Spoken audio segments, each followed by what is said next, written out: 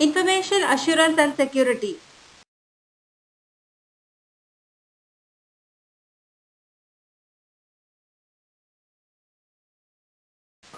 Information assurance concepts, defense in depth. Defense in depth is an information assurance strategy that provides multiple redundant defensive measures in case a security control fails or a vulnerability is exploited. It originates from a military strategy by the same name which seeks to delay the advance of an attack rather than defeating it with one strong line of defense.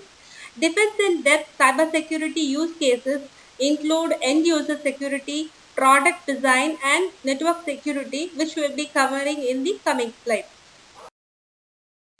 Defense in depth security architecture is based on controls that are designed to protect the physical, technical, and administrative aspects of the network.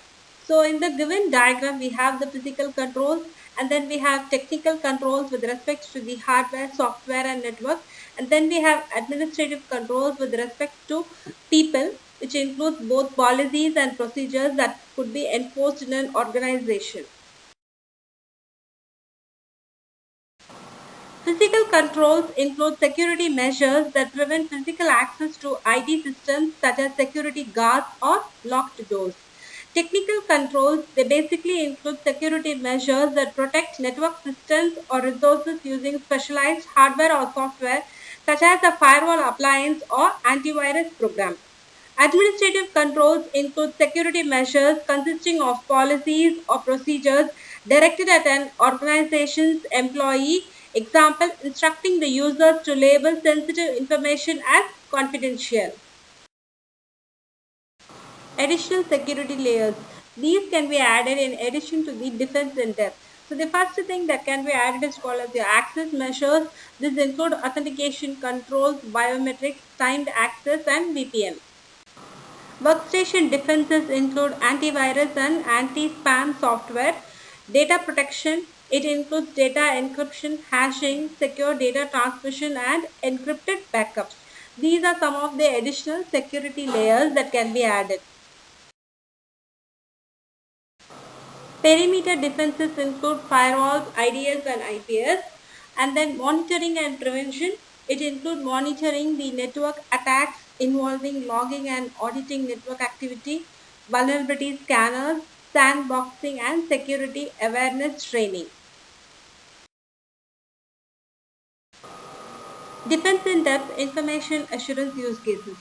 So, defense in depth can be applied in various fields, but here we are going to discuss only two scenarios. One is with respect to user protection scenarios, and the other is with respect to the network security scenarios. So, coming to the user protection scenario, the first thing which we are going to discuss is called as your website protection. It involves the combination of security offerings and training to block the threats and protect critical data.